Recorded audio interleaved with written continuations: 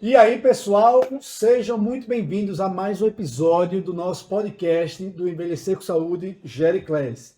E olha, dessa vez, como é, Rafa? Diz aí. Olha, eu tenho, mas é mesmo. Esse é o mais importante de todos os episódios. Mas por quê? Vai ensinar a O gente. pessoal já não vai Não, mas acreditar na gente. é Não, verdade, pessoal, Daniel. olha, eu acho que a gente tem que inventar uma outra abertura. Mas eles estão assistindo esse. Se ouvir isso, vai prestar mais atenção. Tá entendeu? bom, tudo bem. Eu vou acreditar, mas essa eu vou concordar com o Rafa, porque dessa vez, Tu pessoal, concorda em todos, tu já percebeu. dessa vez a gente vai falar sobre drogas potencialmente, medicações potencialmente inapropriadas no idoso, pegando o gancho na atualização do critério de Beers, tá? Então, segura aí que a gente vai falar sobre os novos critérios de Beers, tá bom?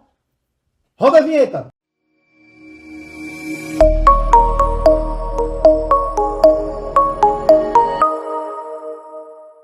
Então, pessoal, nesse podcast a gente vai falar sobre... Os critérios de beer, AGS Beers Criteria, né? Muito bem. Olha, toda vez tem a piadinha de cerveja, todo mundo já Não. deve Eu nem falei, porque todo mundo já fala tanto, é tão batida que eu nem falei. Mas a minha aula que eu coloco isso, tem lá a coisa de cerveja. Vamos lá. É inevitável. Essa cervejinha e o iceberg são figurinhas carimbadas nas aulas de geriatria. Coitado de Mas Beers. olha, vê só, o que danado são os critérios de Beers? Fala aí um pouquinho pra gente da história dos critérios de Beers. Pois é, os critérios de Beers, na verdade, ele foi uma ideia de um médico americano que lá em 1991 ele decidiu eleger uma lista de medicações que seriam potencialmente inapropriadas para pacientes idosos. Beers, Mark Beers, né? Ele era um geriatra, Infelizmente ele morreu. já morreu. Muito jovem, inclusive, menos de 50 anos ele morreu. Ele era um geriatra lá da Universidade da Califórnia, de Los Angeles, da UCLA,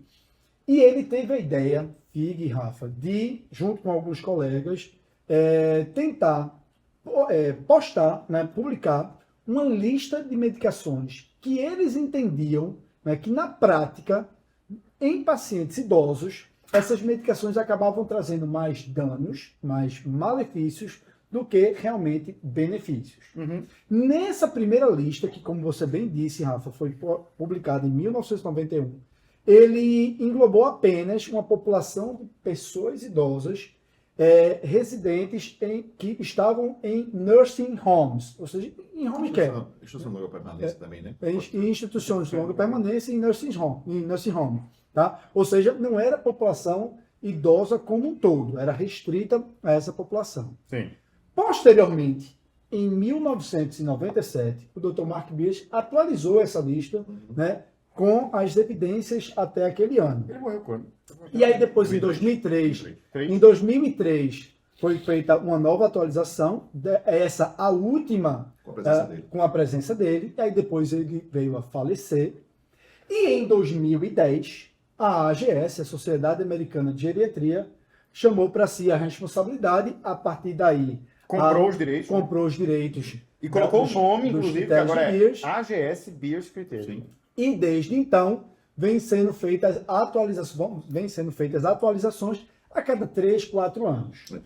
São 7 atualizações no total e 4 com a participação da AGS desde que ela assumiu os critérios de Beers. Vale ainda ressaltar que ela começou no nursing home, mas as atuais não se aplicam para cuidados paliativos e nem também para o hospice. É mais para o ambiente justamente ambulatorial, de internamento, enfermaria e emergência.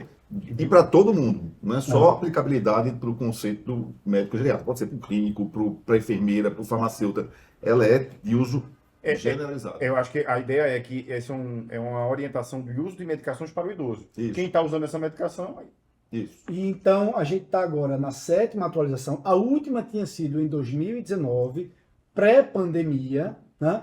E em maio de 2023 foi lançada a mais recente atualização dos critérios de Beers, que foram compilados aí os dados de 2017 até 2022. Né? Eles fizeram uma atualização da literatura de 2017, que tinha sido até onde foi a atualização da literatura para o lançamento de 2019. e eles pegaram a literatura até 2022. Deve ter usado o chat GPT, né?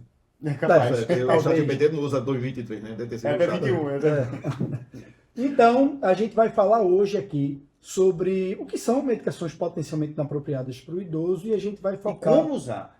E a gente usar? vai falar sobre essa atualização, trazendo as novidades, né, algumas novidades até quentes que essa atualização trouxe para a gente. Queria fazer mais 2 comentários sobre a AGS antes de a gente entrar propriamente nos critérios novos que ela trouxe, né? Que ela trouxe de novo. Primeiro que assim, eles desejam agora, a partir de então, fazer a cada 3 anos. E tem muito sentido, né? Porque se ele já fez uma revisão de literatura extensa, não vai ser a cada ano que você vai ter um trabalho que vai te impactar tão pormenoramente em cima de uma medicação específica, né? Que é uma coisa até que é ressaltado nesses critérios atuais da AGS. Porque entra desprescrição, que não tinha entrado até então nas outras revisões. Então, começa a se falar em desprescrição, e aí é o comentário. Você não tem muitos trials de desprescrição, você tem de prescrição, mas trials de desprescrição não tem. Então, por isso esse intervalo de 3 anos, para flagrar ali novos trabalhos que tenham aparecido na literatura. E a gente vê uma evolução clara, né? Você começa com a lista de medicações potencialmente danosas, e que até um certo momento você fica assim, tá, você me traz a lista, mas o que é que eu posso fazer uso a partir disso? Qual é a praticidade de eu só ter uma lista na mão que me diz que eu tenho que evitar e eu vou ter, como é que eu vou agir a partir de então, qual é a confiabilidade? Então, na evolução dos critérios, a gente vê que está começando a aparecer as recomendações com trabalhos randomizados, que não existiam nas outras listas. Para retirada. Para retirada, para dando maior confiabilidade Sim. a lista e também respalda aquela medicação que você vai desprescrever. Né? Ou não prescrever na primeira vez. Isso porque lá, voltando em 1991, o Dr. Mark Beers e os seus colegas disseram assim, ó, vamos fazer aqui um compilado de drogas que a gente entende que na prática não funciona muito bem. Que não deve né? ser iniciado. Agora não, eles procuram revisar as evidências, né? Se possível com trabalhos de boa qualidade e fazer as recomendações em cima dessas evidências. Outro ponto também interessante, que eu acho que pode já citar agora no início, é que é uma lista para os Estados Unidos. Sim. Então tem muita droga que tem na lista que a gente nunca ouviu falar, e tem drogas que eles tiraram do comércio, elas estão na lista de bicho, que elas saíram do uso do comércio, porque não prescreviam, ou porque não se via eventualmente na prática alguém achava que não tinha tanto benefício, não tinha comerciabilidade, então elas foram retiradas. Então elas saíram da lista de bicho porque foram retiradas do comércio. Sim. Por exemplo, dipirona que não existe nos Estados Unidos, ele nem sabe que existe. Bom, mas é importante, pessoal, a gente deixar muito claro aqui que o objetivo dos critérios de Beers é de alertar ao profissional de saúde que atende pacientes idosos sobre o uso dessas medicações com cautela. Sim. E não dizer assim, você nunca pode utilizar essas medicações. Você está proibido de usar essas medicações. Não é esse o objetivo dessa lista. Né? A lista ela não é punitiva, e sim é uma lista para levantar o alerta para essas medicações que são potencialmente inapropriadas. Por que esse nome potencialmente inapropriadas? Porque pode ser que essas medicações, na maioria das vezes, elas têm um risco maior do que um benefício, mas em algumas situações podem ser benéficas, né? Podem ser apropriadas. Daí o termo potencialmente inapropriado. Nesse momento, usando os critérios de Beers, que a gente mais vai usar aquela velha máxima de toda decisão que a gente toma em medicina, que é o benefício vai superar o risco. E o critério de Beers ele vem para mostrar assim, ó, nessa daqui, para essa população, você vai ter um pouco mais de risco. Esse risco é um risco que você tolera porque você acha que o benefício vai ser maior. Se for ok, dá para usar. Não está proibido. Não é pecado. Isso aqui não é a lei de Moisés, que a gente fez lascou. Não, dá para usar, mas a gente tem que ter cuidado. Um outro comentário, Rafa, que é bem interessante, a gente tem 2 listas, né? A lista somente com as citações e as tabelas compostas, que a gente vai falar de uma a uma, e tem a lista, que é a mesma praticamente, mas que no trabalho detalha um pouco mais e fala exatamente o que você está dizendo, em que aí é uma recomendação forte ou fraca. Forte quando você vê os malefícios fazendo mais peso do que os benefícios da própria medicação. E fraca quando você tem ali que os benefícios são maiores do que os malefícios. Se a gente for traduzir isso para o pernambuquês, é assim, não faça isso não, você é doido. Ou então, Eu não fazia, não. Se fosse tu, eu ia nessa, não. Deixa eu fazer um último comentário, ou pelo menos mais um comentário agora, em relação ao uso dessa lista. Né? Sim. Que a gente chega às vezes na lista de BIAS e faz, tá, ó, não pode usar tal medicação. Aí você, opa, vou usar a outra medicação. Não é uma lista de dizer assim, não pode usar a medicação 1 se está autorizado a usar a medicação 2 na lista de prioridade de tratamento de tal patologia. Ou a própria medicação que seria mais indicada. Você quer dizer, se você sair de uma medicação, não está querendo dizer que você tem que obrigatoriamente partir para outra medicação que seria da lista ou uma medicação mais apropriada para o idoso. Na verdade, chama atenção para isso. Muitas vezes você tem que fazer o tratamento não farmacológico, Sim. dando prioridade a isso, porque tem se mostrado na literatura da parte geriátrica que muitas vezes é mais efetivo até do que a medicação que você foi. Exato. As estratégias não Não farmacológicas, em muitas situações, funcionam melhor e são mais seguras do que as estratégias medicamentosas. É como o Daniel estava falando na mentoria outro dia, que ele disse assim, se na questão de uma prova de geriatria, uma das opções for tratamento não farmacológico, deve ser a resposta. Se não quiser nem ler a pergunta, nem ler, marca e vai embora. Então, vê só, pessoal. E outra coisa que é interessante, falando ainda de definição de medicação potencialmente inapropriada, que a gente já disse aqui, que são medicações que têm maior chance de causar um mal do que trazer benefício para a população idosa, e também sabendo que nas medicações potencialmente inapropriadas, normalmente existe uma outra opção, seja farmacológica ou não farmacológica, que tende a ser mais segura. Sim. Tá? Eles frisam isso também. Tá? Bom, nesses critérios de BIAS de 2023, eles optaram por, de uma forma até didática, separar em 5 tabelas, tá certo? Em que, na primeira tabela, ele coloca as medicações, ele lista uma série de medicações potencialmente inapropriadas como um todo para o idoso. Tá?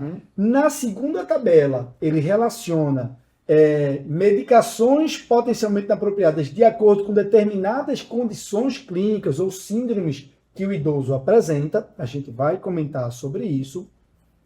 Na tabela 4, ele fala... Na 3. Na 3, ele fala sobre interações medicamentosas. Sobre medicações que têm que ser utilizadas com cautela, certo? Com cautela. Na tabela 4, ele traz informações sobre algumas interações medicamentosas que a gente precisa estar muito ligado. A interação medicamentosa é algo que eu sempre digo. Se a gente sabe pouco sobre efeito colateral de medicação, a gente sabe ainda menos sobre interação medicamentosa. Tá? Então, na tabela 4, ele fala sobre algumas interações medicamentosas importantes. E na última tabela, ele fala algumas recomendações sobre redução de dose, ajuste de dose de algumas determinadas medicações de acordo com a função renal, tá bom? Então vamos lá. Pessoal, começando pela a tabela 1, que é aquela tabela que ele traz sobre medicações potencialmente inapropriadas para o idoso. Rafa, o que é que ele coloca aí? O que é que chama a sua atenção nessa primeira tabela? Uma das coisas que mais me chama a atenção, Daniel, é que ele começa logo falando do que a gente sabe de mais óbvio e prático no dia a dia. Falando sobre medicações que são altamente anticolinérgicas. E ele chama a atenção aqui para os antihistamínicos. Que eles têm uma clara necessidade de serem reduzidos no uso em pacientes idosos. Porque eles vão causar muitos efeitos colaterais. Efeitos anticolinérgicos, Por exemplo, confusão mental, delírio, boca seca, constipação intestinal, então visão turva. E tudo isso pode aumentar risco de queda, piorar a confusão mental em pacientes que têm demência. Tudo isso vai ser extremamente deletério. A gente está cansado de odiar essas medicações, né? E assim, lembrar que esses antihistamínicos de primeira geração são fármacos, são drogas que estão presentes em muitas medicações utilizadas no dia a dia, como, por exemplo, os antigripais da vida. Sim, está lá no meio, né? Está lá no meio, os antialérgicos como um todo. Hidroxizine, que o pessoal adora utilizar aí para o ídolo crônico, né? Qualquicizine? Hidroxizine. Qualquicizine, né? E também chama atenção para algumas medicações que lá, principalmente, aqui nem tanto, mas lá nos Estados Unidos, na farmácia, né? Os sleep aids da vida, que tem um antihistamínico de primeira geração, que eles utilizam isso como o efeito colateral, que é a sedação excessiva, para a utilização de forma inadvertida, para o sono. Eles são englobados nos over-the-counters. Over né? the counter. A meclizina, lembrar da meclizina também, né? Que usa muito para cinetose e até para contrapartida em segunda medicação para vertigem, tontura, da maneira geral. Over the counter é por trás de balcão. E aí eles chamam, pegando o gancho dos antihistamínicos de primeira geração, vem aí também uma outra coisa que eles colocam, que são os antidepressivos com ação, com efeito anticolinérgico forte, né? Lembrando aí, chamando a atenção para a gente dos tricíclicos, né? Sim. Dos tricíclicos, principalmente aí a amitriptilina, que além da amitriptilina, imipramina, desipramina, Nortriptilina. a nortriptilina, que tem menos, né, dos tricíclicos, o que o geriatra Ainda vai, né? mais aceita a utilização, porque são drogas que têm alto potencial de efeito anticolinérgico, e lembrar dos tricíclicos de um outro efeito colateral, né, que é a hipotensão. Né, Sim. hipotensão. E ainda falando de antidepressivos com efeito anticolinérgico, lembrar que tem um inibidor de recaptação seletiva, de recaptação de serotonina, que tem um alto potencial anticolinérgico, que é a paroxetina. Sim. Então, paroxetina, Que apesar de ser um ISRS, apesar de ser um ISRS, é uma droga muito boa para o transtorno de ansiedade, principalmente no jovem. No idoso, a gente deve evitar, sobretudo por conta dessa alta carga anticolinérgica, tá? Sim. Então, deixa eu apontar uma novidade já, que você pegou um tema bem interessante, que é justamente o nível de evidência que a gente tem na literatura e a força de recomendação, né, Sim. de não usar das medicações. O nível de evidência é alto. Então, o que é que significa isso, quando ele bota um critérios BIS? Significa que, pelo menos, existe um trabalho randomizado, um trial randomizado, feito todo bonitinho, do cego estruturado, no estudo das medicações, e que comprovou que o malefício era maior do que o benefício. Então, o nível de evidência é alto, para o que o Daniel acabou de comentar, e a força da recomendação é forte. Você vai ter mais malefício do que benefício utilizando essas medicações. Outra coisa que chama a atenção, que ele coloca aí nos critérios de BIS, nessa primeira tabela, é a nitrofurantoína. Né? a nitrofurantoína que ele faz uma ressalva, na verdade. Ele diz que se o paciente tem um clearance de creatinina abaixo de 30, a gente não deve usar. Ou também não utilizar por longo prazo, né? Mesmo que ele tenha um clearance acima de 30, se você está pretendendo usar muito tempo, tenta evitar. Isso. Aí que eu vi já foi um pouco questionável, né? De repente pode ser uma boa droga. A nitrofurantoína é uma medicação que se utiliza muito para a profilaxia de infecção urinária recorrente, né? No idoso, mas a gente deve lembrar de um grande risco com o uso prolongado da nitrofurantoína, que eu já tive alguns pacientes com isso, Minha avó teve. que é a fibrose pulmonar, né? A doença pulmonar intersticial relacionada ao uso prolongado da nitrofurantoína, além de neuropatia periférica também. Qualidade de evidência baixa. Então, Baixa. significa que pode vir algum trabalho no futuro que mude um pouco essa perspectiva que a gente tem no chat de bicho. Quando a gente fala qualidade de evidência alta, significa que... Dificilmente alguém vai contestar, né? Não, dificilmente no futuro algum trabalho vai ser, vai mostrar alguma coisa nova ou vai contestar aquilo que já foi identificado. Então, qualidade de evidência baixa, quer dizer, a gente precisa de mais reforço científico para execrá-la, vamos dizer assim, preventivamente, e o nível de evidência é forte. Tá. E agora? Deixa eu só comentar o caso da minha avó. Sim. Ela começou fazendo nitrofurantoína, justamente para infecção urinária de repetição, eu não era geriatra ainda, né? E aí ela começou E tu cuidava, tua avó? Não. Sim, na época... Eu até dou pitaco na minha avó, Não, mas eu eu também. evito ser Eu sou o médico. eu também não faço gosto, não. feito Falcão. Fico só olhando e entrando quando eu vejo que tem uma coisa que eu precisei abordar. Então, assim, no caso dela, ela começou a usar e começou a dar entrada recorrentemente nas emergências com um quadro de infecção respiratória. Era tosse, infiltrado intersticial no raio-x e ali alguma coisa de surto febril e tudo mais. E tome remédio uma semana, tome Era remédio na outra, nitrofurantoína? e não resolvia. Até que passou por um pneumologista aqui da cidade, deu diagnóstico. Ele foi lá no Google Trends, deu diagnóstico, tirou a nitrofurantoína, acabou-se a pneumonia. Nossa, recorrente. que massa. Bom, Rafa, eu sei que você tá doido Tá, eu tô aqui me para coçando. falar, você tá se coçando para falar sobre O AS. AS, né, aspirina para prevenção primária. Fala aí, Rafa, um pouquinho. Olha, cada vez. Eu me lembro que na faculdade era assim: passou dos 50 anos de idade, quando eu estava lá. Sendo diabético, Não, foi diabético, olhou de lado meio estranho, AS. Acima de 50 anos, AS. Ah, não tem 50 anos, não, é mais ou menos. AS Rafa também. já estava até usando já, né? Eu já estava já tomando AS. Eduardo já não tem mais nem idade para Hoje tomar eu AS. estava num 2. Aí depois de um tempo, não, olha, só se for diabético, não, só se for mais de 60, daqui a pouco, cada vez mais a gente vem diminuindo essas indicações de AS. E hoje a gente tem visto que prevenção primária para doença cardiovascular, cada vez mais a gente diminui. Então, o que é que está acontecendo? A gente está vendo que usar AS para uma pessoa que nunca infartou, ela não provavelmente vai ter Nunca benefício. teve um evento cardiovascular, Um evento cardiovascular. aterosclerótico, Isso, né? isso. Provavelmente ele não vai prevenir esse primeiro evento. O AS ele é maravilhoso para prevenir o segundo evento.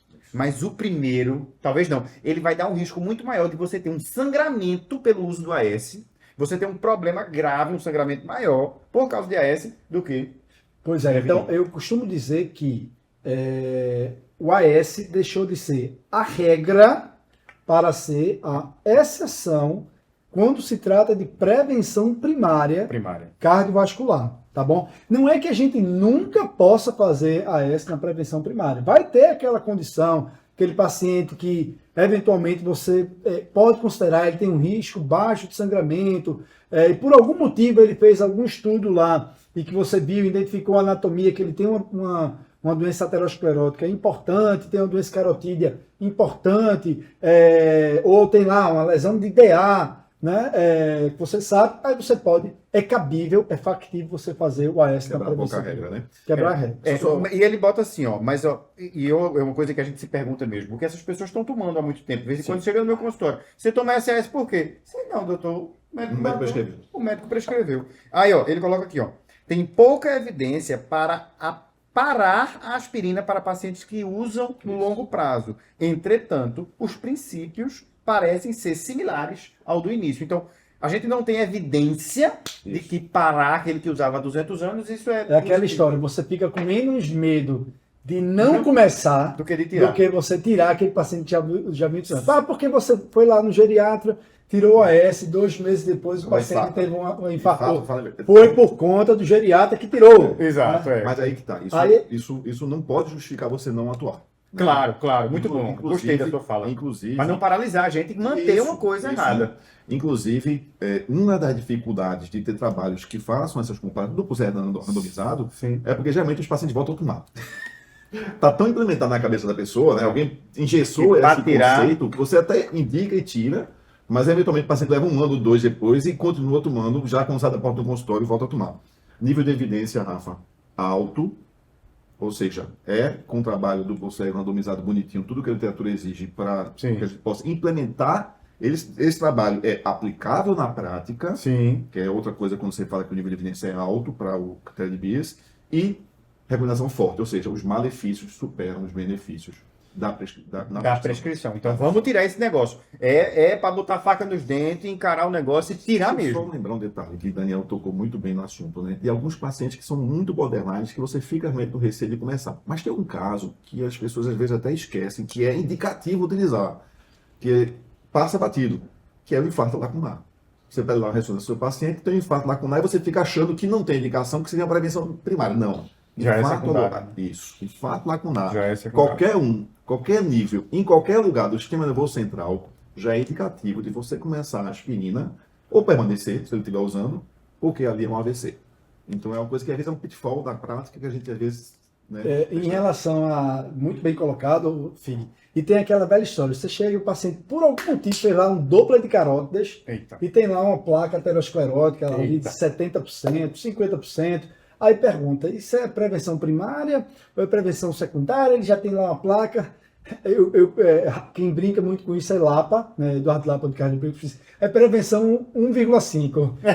Não é nem secundária nem primária, prevenção 1,5, né? Então, é uma situação que cabe você... Cabe recurso, né? Cabe recurso, cabe você avaliar bem. É um paciente que tem alto risco de sangramento, ele já tem um histórico prévio de sangramento gastrointestinal, O diga paciente que não gastrite. segue a regra, ele não está enfim. seguindo o tratamento, não está fazendo atividade física, não faz a prevenção, né? Então, assim, Então- quando você olhar, você não julga tão negativamente quem prescreveu, e quando não botar, você também não julga quem não prescreveu, né? Mas Bom, a regra é tirar. É, A regra é tirar. Ele tem que arrumar motivo para não tirar. Né? bom, seguindo ainda aí nessa tabela 1, Tu já tá doido pra falar da tem, rivaroxabana? calma que a gente vai falar Sim. dos anticoagulantes. Porque mas é o mais... é o tchan-tchan-tchan, é o ban dessa, É. dessa nova atualização. Mas antes de chegar na rivaroxabana e na varfarina, falar um pouquinho sobre anti-inflamatórios, né? Porque Sim. Eu amo odiar esse bicho. anti-inflamatórios não hormonais ou não esteroidais, os AINES, são drogas que o geriatra ama odiar. Assim, odeia tanto quanto os benzodiazepínicos. É. Né? Por quê? Porque os anti-inflamatórios acabam trazendo um grande risco de sangramentos do trato gastrointestinal, de lesão renal aguda, né? Crise hipertensiva, descompensação de ciência cardíaca, hepatotoxicidade, enfim, é grande a chance de dar ruim quando o idoso usa anti-inflamatório. Mas eu confesso a vocês que eu já fui muito xiita contra, né, anti-inflamatório no idoso. E há situações que eu sou mais flexível ultimamente com anti-inflamatório. Né? Não sei vocês, mas anti-inflamatório, apesar de todos esses riscos, né, e a gente deve continuar alertando veementemente contra o uso prolongado de anti-inflamatório, e principalmente naquele paciente que é diabético, que já tem uma doença renal crônica estabelecida, ali, sobretudo o clírice abaixo de 30, a gente deve ter muita cautela. Mas há situações, né, Rafa e Fig, que a gente pode, né, ser flexível quanto ao uso de anti-inflamatório. E eu tenho vivido isso muito recentemente, tenho visto isso até na prática mesmo. O quanto esse danado desses anti-inflamatórios tem sido bom em tratar algumas situações muito difíceis. Por exemplo, como osteoartrite de joelho, osteoartrite de quadril. Realmente parece ser uma boa medicação, inclusive o oral. É claro que a gente sabe que tem o anti-inflamatório tópico, que esse aí é show de bola. A gente coloca ali no joelho, pode usar quantas vezes... Anti-inflamatório tópico para osteoartrose de joelho. Isso. Especificamente. De joelho. Não tem como você passar no quadril, porque você vai ficar uma corrente toda cebosa e você não resolve. Pode ser, mas... É isso que eu ia falar. Não, pode ser, mas é muito difícil. Mas existe efeito. Ok, mas é muito grande, quadril. Fig. Não dá não. Vamos lá, mas não é o foco. Mas a evidência maior de anti-inflamatório tópico para osteoartrose é para pro joelho. joelho, Tá? é Que isso. fique muito claro isso aqui. Isso, pronto. Mas aí, pronto. Então, no joelho, show de bola. Agora, oral, ele tem um efeito muito positivo, sabe? Qual é o grande problema? Como o Daniel falou, esse monte de coisa ruim que acontece, especialmente sangramento gastrointestinal. Sim. Esse eu acho que é o pior de todos, é o sangramento, né? Então, se a gente conseguir selecionar aquele paciente que pode usar, então é aquele paciente ali que é um fit, é um paciente que é um idoso jovem, é um paciente que você vai fazer por poucos dias. Não tem história de sangramento. Nunca sangrou. Não usa corticoide ou outro anticoagulante simultaneamente. Isso, Então, antiplaquetário. de repente, esse paciente pode se beneficiar e ali tirar ele de uma urgência dolorosa. Por exemplo, eu vou dar um exemplo da minha mãe. Minha mãe é muito jovem, ela tem 58 anos, tem uma osteoartrite de joelho muito grave. Dói que sua gota incha e é uma agonia danada e ela faz muito exercício e termina aqui. De vez em quando acontece. Aí, quando ela faz ali naproxeno 4, 5 dias, ela fica nova. E ajuda. Agora, passa 6 meses sem fazer de novo, entendeu? Então a gente tem que evitar isso de uma forma muito dramática, mas também a gente não pode ser tão xiita como a gente era. A mensagem é: continue evitando o anti-inflamatório para o seu paciente idoso, sobretudo o uso prolongado, sobretudo naquele que já usa outros anticoagulantes e antiplaquetários Corticoides. e corticoides, continue evitando. Mas, se for uma condição que claramente pode se beneficiar com o anti-inflamatório, alguns poucos dias de uso, com o uso concomitante de uma medicação de bomba, por exemplo, pode ser factível, tá bom? Esse é o recado. É como se fosse aquela pessoa da família que você não gosta, mas tem que ir de vez em quando visitar. 2 pontos importantes, né? Se a gente tem outra alternativa terapêutica que possa utilizar para tratamento da dor, e aí lembre também do tratamento não farmacológico, além de farmacológico, então ele não deve ser privilegiado. Deve ser privilegiado Perfeito. essa outra alternativa terapêutica. E tem 2 pontos de linha de corte, assim, que aí são bem quase perto de um absoluto, que são idosos acima de 75 anos de idade e pacientes com clírice creatina abaixo de 30. Esses aí você tem que, de forma assim, absoluta, tentar não usar mesmo. Né? Quase absoluta, eu diria. Tem um paciente fit ali, Quase. de 75 anos, 76, 77. Aí só um outro comentário, né? Aí veja, se o teu paciente está usando aspirina, tu já queimou o anti-inflamatório. Então, já está queimado, né? Porque é uma plaquetária, você não vai tentar utilizar porque vai aumentar o risco de sangramento gastrointestinal. Se você tira, você permite até um arsenal terapêutico melhor para ele no tratamento da patologia de base que ele tinha, que necessita usar anti-inflamatório. Você falou muito bem aí, Fig, das medidas não farmacológicas que são muito eficazes em várias situações e que evitariam o uso do anti-inflamatório, como a fisioterapia, por exemplo, né? A boa e velha dipirona, eu sou fã da dipirona, né? Que evita muito o uso de anti-inflamatório em algumas circunstâncias. Só não pode fazer para americano. Se seu paciente for americano, vai dar granulocitose.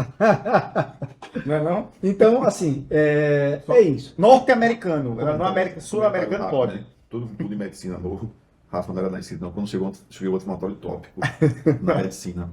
E quando chegou, dizia, não tem absorção nenhuma, ele age local e tal. Existe algum nível de absorção do anti-inflamatório tópico, você pode ter alguns efeitos, ainda assim, adversos do próprio anti-inflamatório tópico, mas para quem não considera a opção, lembrar que a concentração dele na articulação, ou no tendão especificamente, de onde você está tratando, ela é 300 a 600 vezes maior do que se você usasse ele somente oral. Então você vai ter realmente a concentração local, muito alta, efeito e boa. Muito alta. Nível de evidência, qualidade de evidência moderada, quer dizer, existem estudos mais do que somente observacionais, estudos mais demonstrando que existe ali realmente esse malefício, e a recomendação de evitar o uso é forte.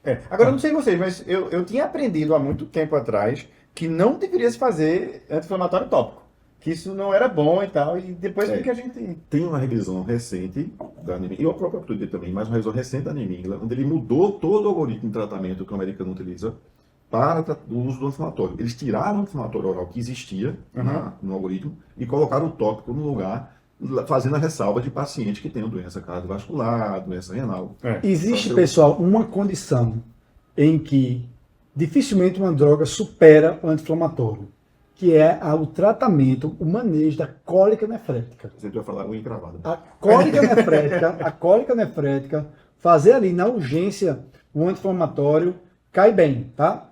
Lembrando ali de fazer um protetor gástrico, tá? Agora, tá bom de falar de anti-inflamatório, vamos passar. Vamos um detalhe técnico importante, que deve ter alguém que prescreveu, eu nunca prescrevi isso não, né?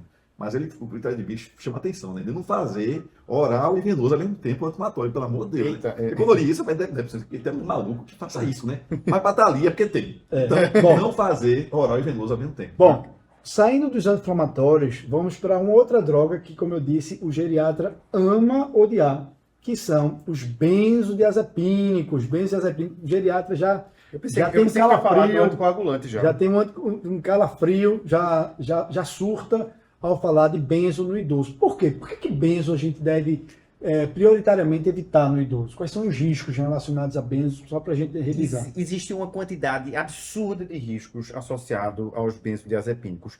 Inclusive, o primeiro deles é que ele causa dependência.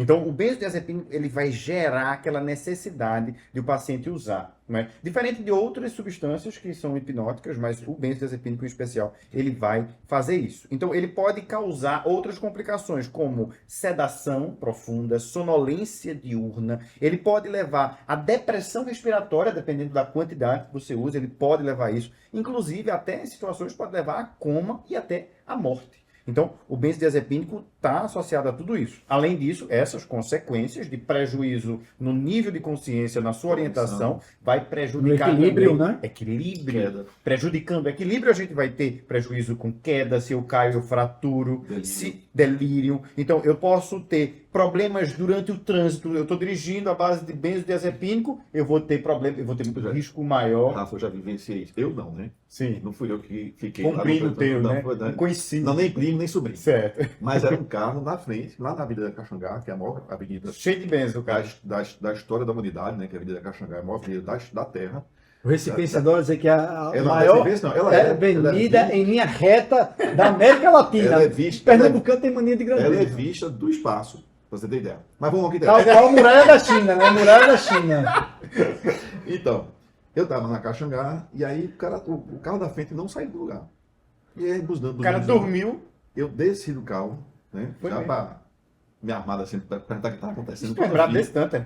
Quando eu vi, ele tava dormindo, assim, tava Com caído. a cartela de na cama, Rivotril no bolso. provavelmente, né? Aí eu bati na porta lá, ele acordou, ele pegou toda a atrapalhada e foi embora. Então, assim, é uma medicação sim que Maria pode Santa. ter. Era idoso, paciente.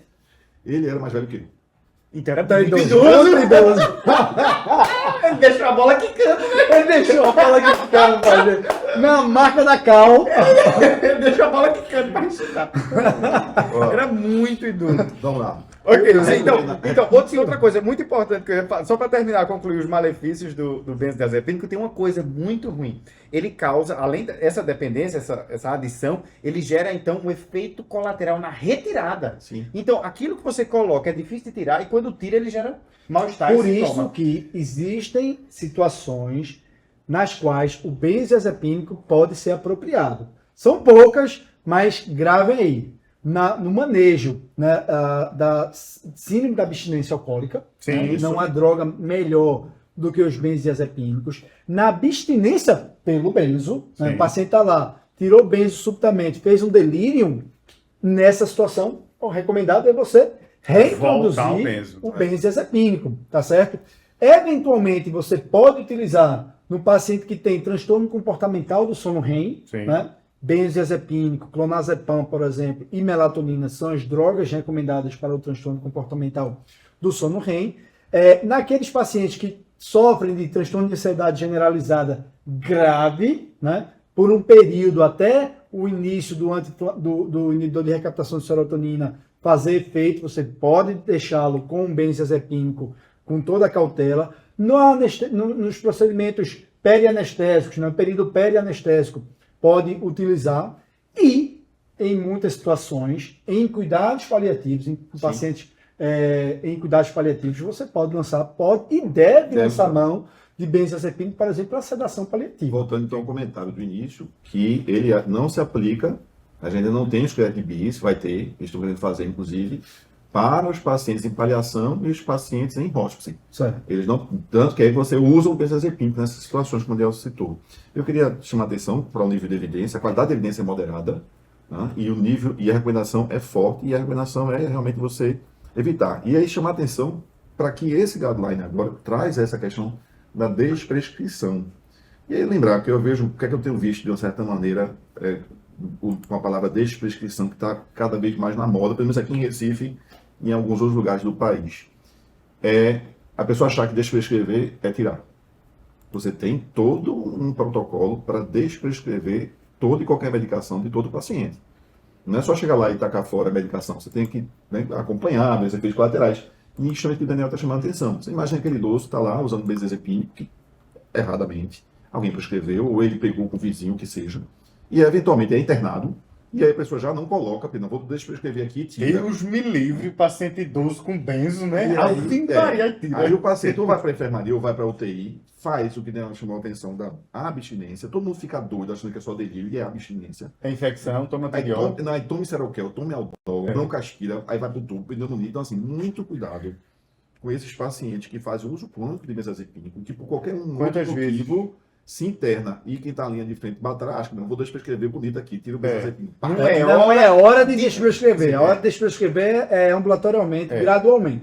E falando de benzo, as drogas Z, né, são os agonistas de receptores benzodiazepínicos não benzodiazepínicos, as drogas Z, Zolpidem, Exopiclona, Zaleplon, enfim, as drogas Z. Tudo que a gente falou de ruim Duplique. dos benzos copia e cola para as drogas Z. Antes a gente tinha a impressão de que são as drogas boas, indutores do sono, duração 4 horas só, duração né? de efeito é curta. Não, benzodiazepínico é o diabo, mas as drogas Z, não. Hoje a gente sabe que são tão ruins quanto os benzodiazepínicos, tá bom? Então também devem ser evitados. São zumbi drugs. Então, assim, Zumbi drugs. É zumbi drugs, eu Então, gostei. Z-drugs é zumbi drugs. Acho que o sentimento com o residente é que a pandemia trouxe uma experiência inusitada para eles, que a gente às vezes leva alguns anos para conseguir adquirir. Que é quando você se depara com medicações novas, com novas aplicações. ou remédios, fármacos novos. Isso aconteceu com as drogas Z.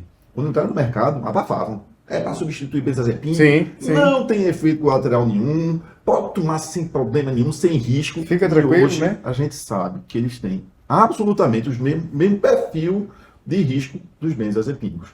Eram hipnóticos, eles realmente são, não sedativos.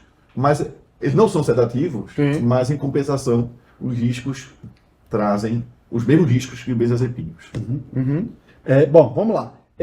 Então, copia e cola o que a gente falou para benzo, fala para droga Z, são drogas que também precisam ser desmamadas, tá? Agora, Rafa, vamos falar do que você estava aí doido para falar. Eu quero que você fale. Você está ansioso para Muito falar. bem. Um ponto que não existia até a atualização de 2019 nos critérios de Beers e que foi a grande novidade dessa atualização foi quanto aos anticoagulantes. Isso. Né? Nos critérios de Beers, os autores deixam muito claro lá para você evitar o uso de varfarina, de cumarínicos, né? Como droga de primeira opção no paciente que tem trombose ou que tem uma necessidade de anticoagulação, como por exemplo fibrilação atrial, né? Causa frequente necessidade de anticoagulação no idoso, você evitar utilizar varfarina como primeira opção.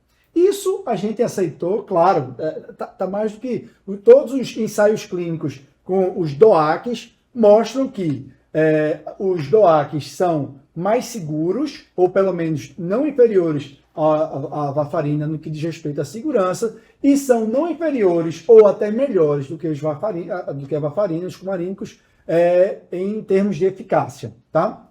E o mais importante é que eles diminuem o sangramento. Né? Então, os DOACs, eles tendem, a maior parte deles, a ter menor risco de sangramento se comparado à varfarina. Tá? Até aí, nada de grande novidade. A novidade que o critério de Beers traz é que ele coloca também como uma droga potencialmente inapropriada para o idoso a rivaroxabana, que também é um DOAC, tá? Mas que em estudos observacionais, frise-se, estudos observacionais, parece a rivaroxabana ter um risco maior de sangramento, principalmente sangramento gastrointestinal, Sim. se comparado a outros DOACs, sobretudo a pixabana, tá certo? Bom, a grande novidade não foi nem a inclusão da varfarina, foi a inclusão da rivaroxabana aí. Nas contraindicações, né? Nos que não Em são- se evitar. Lembrando que não existem ensaios clínicos randomizados head-to-head comparando a pixabana com rivaroxabana e provavelmente vocês não vão ver, porque não é nenhum objetivo da indústria farmacêutica, né, da Pfizer, da Pfizer, que é da pixabana, e da indústria farmacêutica do rivaroxabana, fazer esses estudos head-to-head. O que a gente tem é de evidência de estudos observacionais. Tá? Esse é um ponto, essa talvez foi a grande novidade aí. Só né? um comentário, né? Assim, você já frisou muito bem o tema.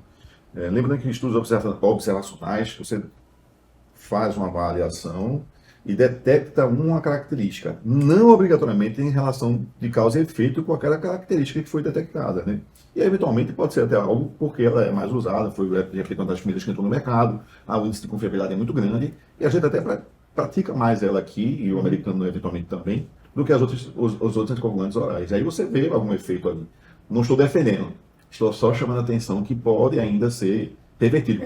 Tanto que o nível de evidência não é alto. Porque a gente não tem um estudo duplo cego randomizado. E olha, veja, uma coisa que ele coloca aqui, eu acho interessante frisar, e eu gostei de ver isso, foi o seguinte: a gente tem muitos pacientes que são polimedicados, e às vezes quando a gente está com várias medicações, a gente se vale de tudo para diminuir a quantidade de comprimido durante o dia. E ele coloca isso no critério aqui, que ele coloca assim: se for interessante para você diminuir a quantidade de comprimido, por isso a gente pode usar a rivaroxabana para esses casos. Isso porque a rivaroxabana É uma vez ao sabemos dia. que é uma vez ao dia, a pixabana A da Bigatrana, por exemplo, são 2 vezes ao dia. E aí tá? a Pixabana que ganhou. A Pixabana que ficou bem na fita. Ficou muito bem, Diga-se de ficou. passagem. Até o próximo né, critério. desses critérios de BIOS. Até o próximo né? critério de Beers. Agora, vale ressaltar, pessoal, vale ressaltar que você está lá com o paciente idoso que você diagnosticou uma fibrilação atrial, você viu lá que ele tem um Chades-Vasque,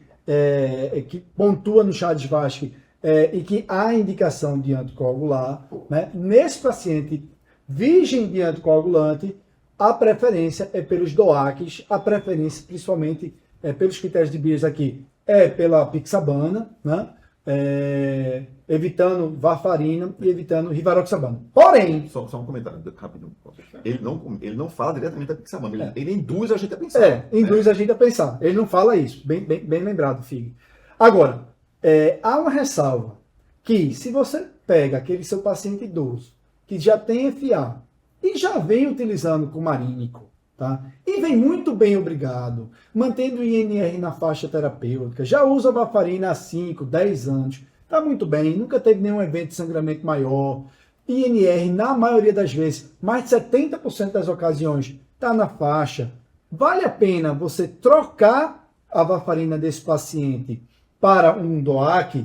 A gente não tem essa resposta clara e, por sinal, há poucos dias foi publicado um trabalho bem interessante, o Frail AF, né, no Congresso Europeu de Cardiologia. Né, isso era, quem tinha essa informação quente, que procurou observar, foi um estudo observacional, uma proporção 1 para 1, 3.000 e poucos pacientes, em que num braço o paciente era mantido na varfarina, né, eram pacientes idosos que já tinham FA, que vinham muito bem obrigado com varfarina, mas um braço continuava utilizando varfarina e no outro braço era mudado para algum dos DOACs. E eram frágeis. O que é que o estudo mostrou? Que os pacientes que continuaram usando varfarina, pasmem, tiveram menos eventos hemorrágicos. Tá?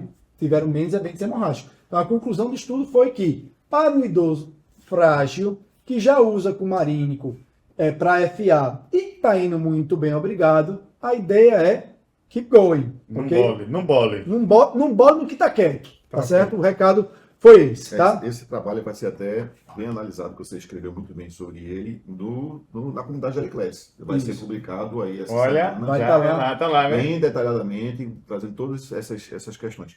No critério de BIS, ele coloca como qualidade de evidência alta e nível de recomendação forte.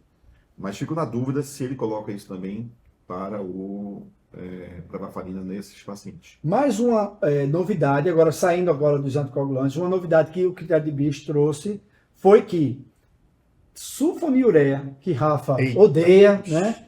Treme logo nas bases, sulfonilureia, qualquer que seja a sulfonilureia, de curta duração, de longa duração, qualquer sulfonilureia, evite usar no paciente idoso, tá? Evite usar sulfonilureia no paciente idoso. Pois é, porque isso, a gente sabe que para o paciente idoso, o uso de sulfonilureias traz um risco muito maior de fazer hipoglicemia. E isso aumenta de forma sobremaneira a mortalidade cardiovascular. Então eu estou dando uma medicação que eu estou diminuindo o risco somente de hiperglicemia. Eu estou tratando a diabetes, a glicemia dele, mas eu não estou tratando o risco cardiovascular. Então por que danada eu vou fazer isso?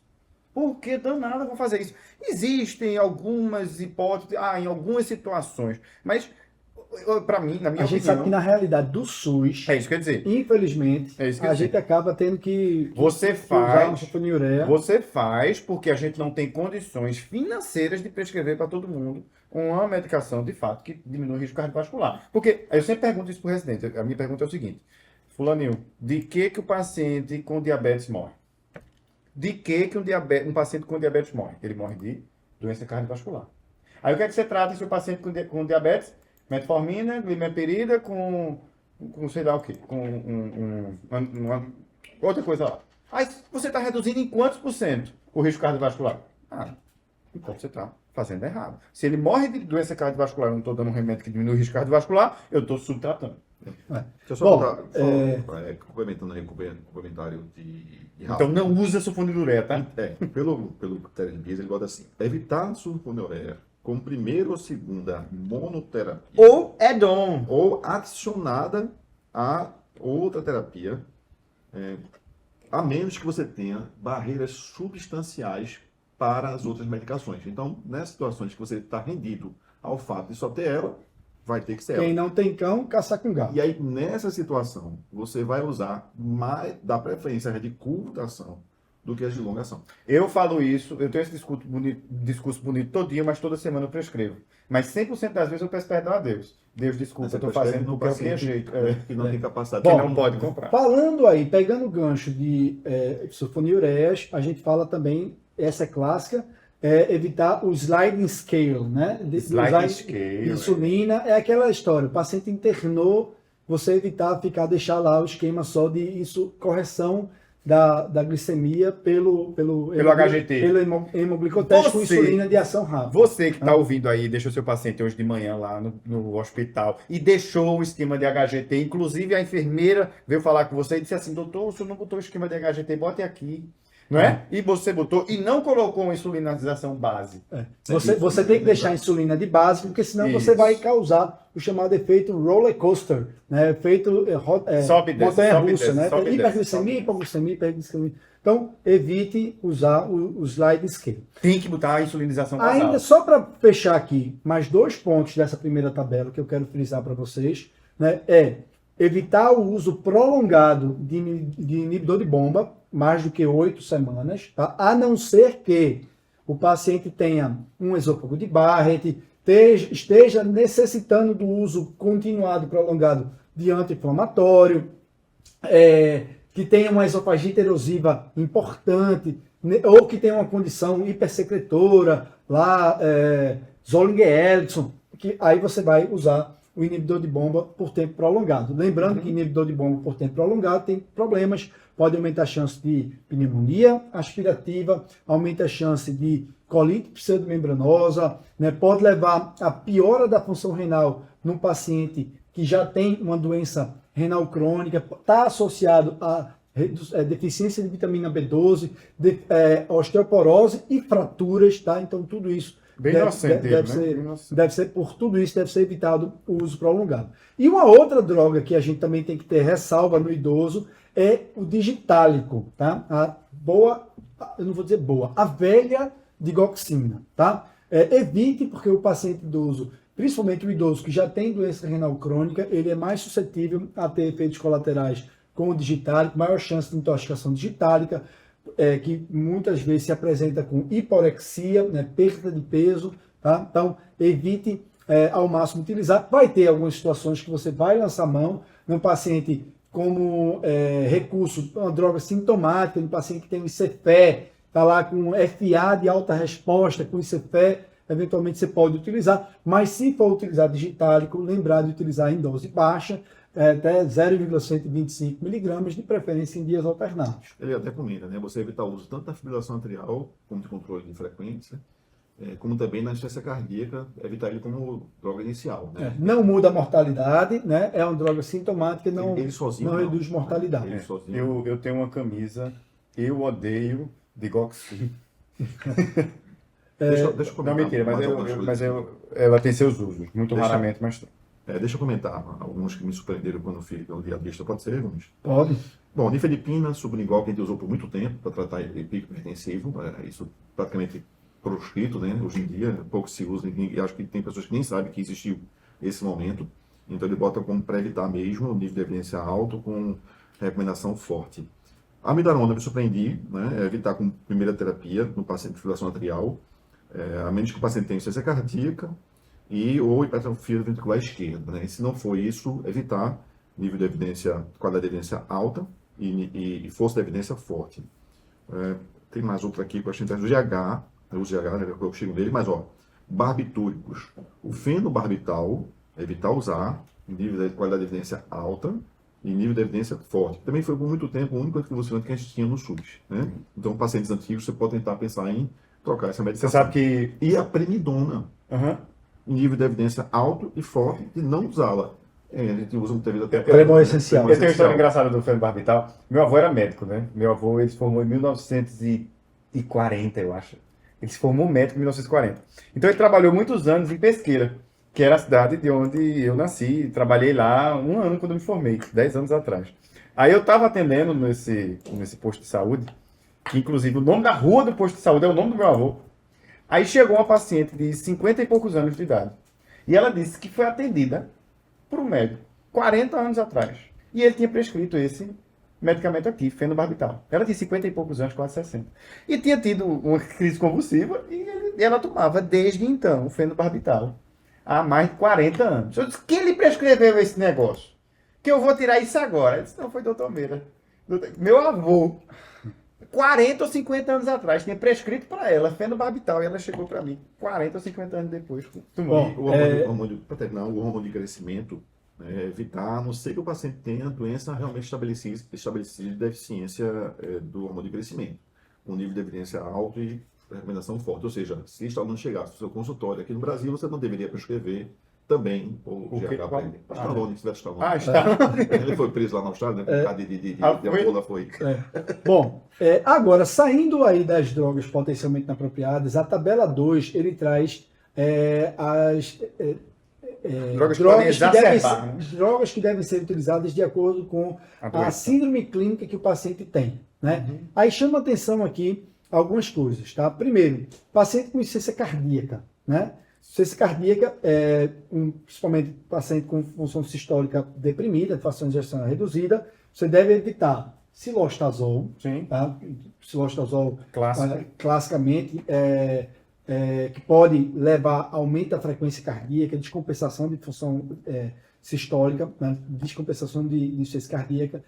Evitar o uso da pioglitazona, né? Você deve evitar. E evitar também bloqueador do canal de cálcio não dihidropiridínico, diltiazem, verapamil, que são drogas com efeito inotrópico negativo, assim como os anti-inflamatórios não hormonais. Né? Outra situação, paciente com delírio, né, que já está evoluindo com delírio, evitar, né, benzo, anticolinérgicos, né, as drogas ex também deve evitar e, se possível, também opioides. Tá? Sim. É um questionamento, né? E aí, quando a dor for a causa do delírio e você ter que fazer opioide, quem é quem? Sim, quem tá aí aqui tem na que frente? ser avaliado. Isso é sempre Aí uma Por dúvida. isso que é uma arte ser médico, né? E geriatra, mas... E geriatra. Então, o Outra- paciente que está com dor, está usando opioide e faz delírio, você não sabe se o delírio é pelo opioide ou é pela dor. Na maioria das vezes, a ideia é você tentar controlar a dor primeiro. Exato. Tá Controlar a com evidência de dor. dor, vá controlar a dor. Controlador, rapaz. E outra, se o paciente tem... Avalie se o paciente também não está constipado, né? Sim, pelo sim, pelo por favor. Quando opioide. acontecer, ele sai do delírio e diz assim, doutor, não precisa mais dar remédio não, tô bem. Ó, e outra coisa, paciente que tem demência, várias drogas a gente precisa evitar, não é isso? Entre elas, os anticolinérgicos, a gente sabe que... Ó, qual é o tratamento de demência? Que a gente tem a acetilcolina baixa, você tem uma doença de Alzheimer, você vai dar um anticolinesterásico, você quer aumentar a acetilcolina. Se você dá um anticolinesterásico, você vai piorar sintomas de cognição. Então, a ideia da gente é, eu não posso fazer medicações que são anticolinérgicas, não é isso? Exatamente. Perfeito, ou seja, se o paciente chegar para você com algum grau de incontinência, que você pode fazer um tratamento fisioterápico, não vai tacar logo um remédio no paciente de cara, porque está na moda ou porque é mais prático do que explicar ele ou fazer o trabalho fisioterápico. Ele vai tentar fazer o tratamento não farmacológico. Outra coisa, paciente idoso com história de síncope, tá? Evitar algumas medicações, principalmente medicações muito associadas à hipotensão postural, como, por exemplo, os alfa-bloqueadores, né? Utilizados muito para o manejo de hiperplasia prostática benigna, evitar tricíclicos, porque, como a gente falou, no tricíclico pode levar hipotensão postural, e ter cautela com o uso de anticolinesteráticos, são medicações que, sabidamente, podem levar a bradicardia e levar o paciente a sincopar mais. E antipsicótico, não sei se tu falou, mas... E antipsicóticos também, tá? É. Inclusive, antipsicótico é uma droga que também a gente deve usar com cautela, né, em pacientes com demência, né?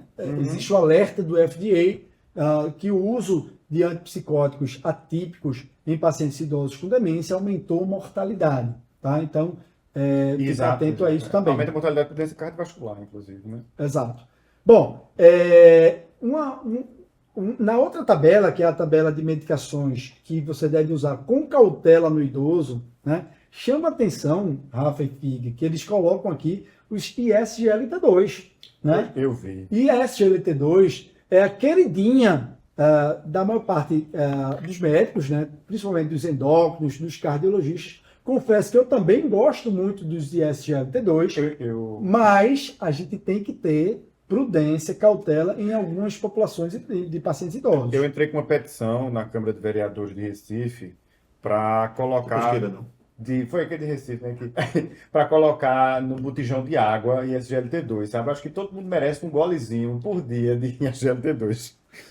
Mas a gente deve ter cautela, principalmente com aquele idoso mais frágil, naquela idosa acamada fazendo infecção urinária de repetição, porque a gente sabe que os ISGLT2 aumentam a chance de infecções urogenitais, infecção bacteriana e infecção fúngica, né? E pode levar também a hipotensão postural, né? Hipotensão, principalmente quando associado a outros agentes hipotensores, a gente tem que ter cautela, né? A gente vai tender muito mais a evitar naqueles pacientes que têm muitas infecções, aquela coisa de repetição, né? Porque o benefício é muito grande do ISGLT2, tanto no paciente com IC, no paciente com diabetes. Então, para a gente dizer que esse paciente não pode, a gente tem que ter muita segurança de que ele realmente não pode. Existe uma droga, pessoal, que eu te chamei a atenção até com vocês antes de começar, que eu particularmente tenho muito receio no idoso, já até fiz posts sobre isso lá no Instagram, e que o critério de Beers não colocou, que são as quinolonas. Sim. Quinolona no idoso tem que ter cautela. Quinolona está associado a aumento do risco de delírio. Quinolona está associado ao risco de alargamento de QT. Quinolona está associado a desglicemias, hipo ou hiperglicemia. Quando utilizado cronicamente, a rotura de tendão e um alerta do FDA para pacientes que têm aneurisma de aorta, ao risco de rotura de aneurisma de aorta e dissecção de aorta nos pacientes utilizando quinolonas, além do aumento da chance de resistência bacteriana e de colite pseudomembranosa com o uso de quinolonas. E principalmente delírio e diminui o limiar convulsivo. Tá? Então, paciente que já tem uma lesão do sistema nervoso central, já tem histórico de epilepsia, tem que ter muita cautela com o uso de quinolona, mas não está aqui nos critérios de BIS, tá bom? Deixa eu só voltar um pouco no tema que a Rafa comentou, bem comentado, e acalmar um pouco o coração dos endocrinologistas aí e clínicos que prescrevem. A qualidade de evidência é moderada. Sobre o quê? Sobre o SGLT2. A qualidade de evidência é moderada e a força de recomendação é fraca. Então, aquilo que você acabou de comentar, não é uma coisa que vai... Eu não vou proibir, pelo amor de Jesus, a gente é mais para fazer do que não para fazer. Isso. E por fim, pessoal, já chegando aqui no fim do nosso podcast, o critério de BIS traz uma tabela sobre interações medicamentosas que a gente tem que ter muita atenção. E chamou a atenção, né, a interação que ele coloca lá, interação de opioides com benzo, tá? E opioide com gabapentinoides, tá? Aumentando muito a chance de overdose, né, de depressão respiratória, sedação excessiva. Tá? Então, a gente acaba utilizando com frequência opioide e gabapentinoide no paciente com dor crônica, principalmente dor mista. Né? A gente acaba com dor neuropática, paciente com dor de metástase óssea, por exemplo, né? É uma dor mista. Utilizar gabapentinoides com opioide, risco grande de depressão respiratória. Eu lembro muito bem de um podcast que a gente ouviu sobre opioides, uso de opioides na geriatria, e ele dizia que ele falava que era um no medication, né? Nenhum e nem outro, para não fazer associação. E muito cuidado também com 3 depressores de sistema nervoso central, catástrofe. Prenúncio de catástrofe. Sim. É aquele paciente que usa um antidepressivo, que usa um antiepilético e que usa um benzo ou um opioide até. Isso. 3 medicações que mexem no juízo, chance grande de dar ruim. Catástrofe. Certo? E interação de anticolinérgico com anticolinérgico. Aquele paciente utilizando 2 medicações com efeito anticolinérgico, então está usando um tricíclico e passa a usar um relaxante muscular, né? Então tem que ter muito cuidado. Eu gosto de dizer o seguinte, em medicina 1 mais 1 não é 2. 1 mais 1 vai dar talvez 4, que se somar com mais 1 dá 27. Porque E as no coisas idoso, vão somando, o- multiplica por 3, né? ela eleva a quinta potência, pronto. né? Então, é isso, pessoal. Eu acho que a gente falou muita coisa, né? A última tabela ele fala só sobre função renal, né? Redução de dose, Da paciente com dose, prejuízo de função renal, que a gente tem que ter atenção isso, principalmente no paciente idoso também.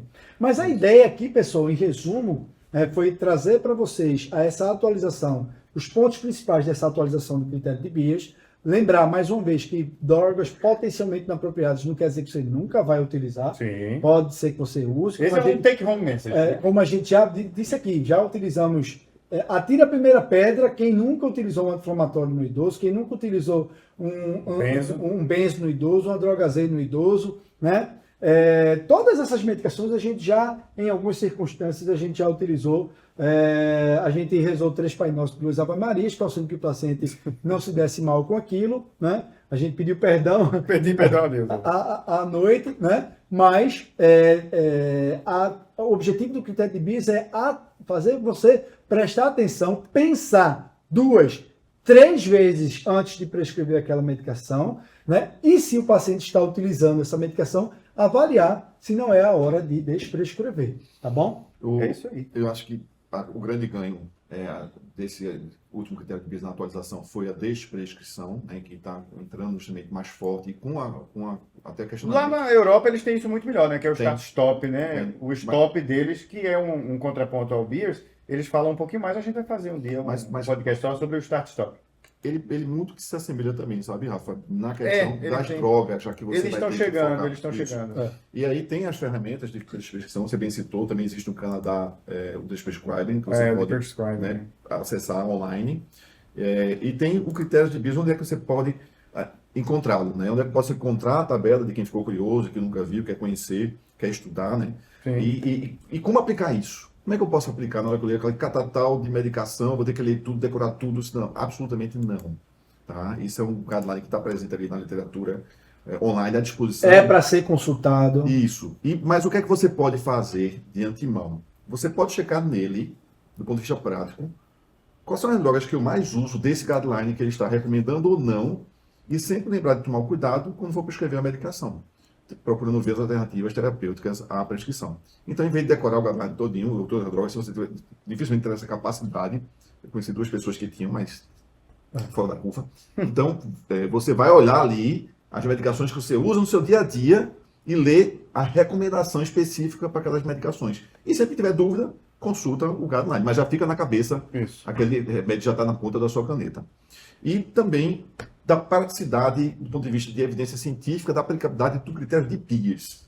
A gente falou aqui das drogas em si, mas esse critério de Beers já tem, na prática clínica, evidência científica de mudança de perspectiva, de prognóstico, de né? prognosticação do paciente.